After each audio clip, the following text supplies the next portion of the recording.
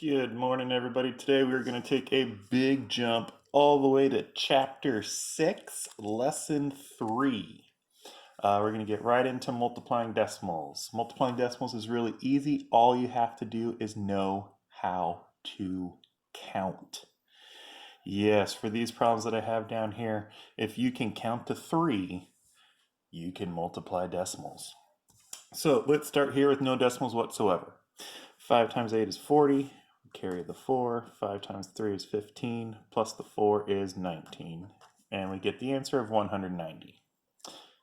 Easy? Easy. All right, so what happens with decimals? With decimals, our math is going to stay the exact same. 5 times 8 is 40. Carry the 4. 5 times 3 is 15. Plus the 4 is 19. All we have to do as decimals is at the end of the problem, we count how many digits in the problem are on the right side of the decimal. And in this problem, it's only this 8. The 5, the decimal's hiding, it's hiding right there. The only digit on the right side of the decimal is the 8. So that means I come down to my answer and I match it. So if one digit is on the right side up here, I'm going to have one digit on the right side down there. My answer is 19. That's all the decimal does. That's it.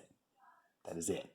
Okay, so this problem over here now, same digits, 3, 8, and 5, but now it's 3.8 times 0.5. Again, pretend the decimals aren't there. Pretend it's 38 times 5. 5 times 8 is 40. 5 times 3 is 15. Add the 4, that's 19.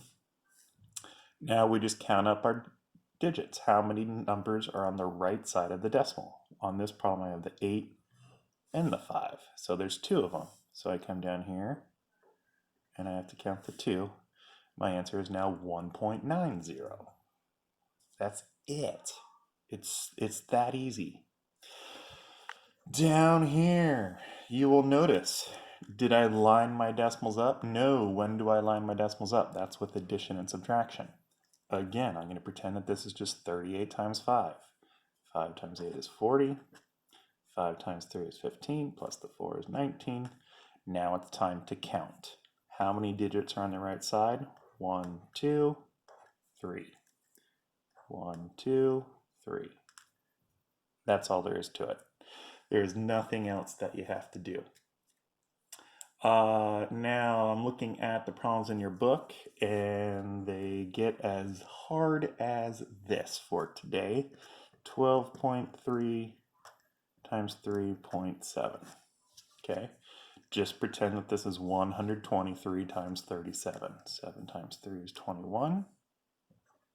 7 times 2 is 14. Add the 2, that's 16. 7 times 1 is 7. Plus the 1 is 8. What do I have to do before I go over here to the 7? Put down my placeholder 0. Cross off what I've carried. 3 times 3 is 9. 3 times 2 is 6. 3 times 1 is 3. Add everything up.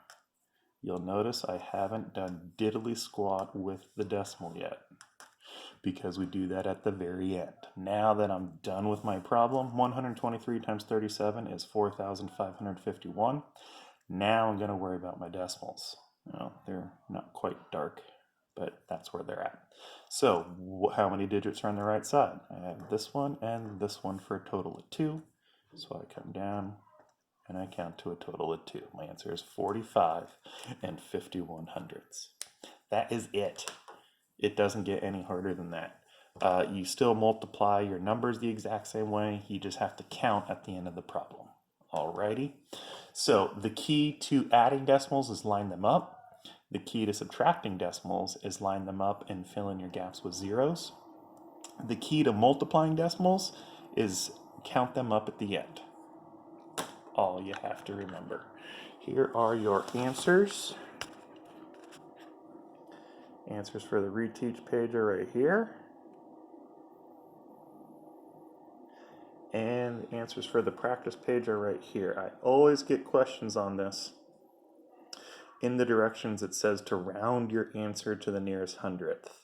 And that's what the answers in red are. If you just want to find the exact answer, that's what these answers in black are. Okay, I really don't care if you round them or not. It's up to you.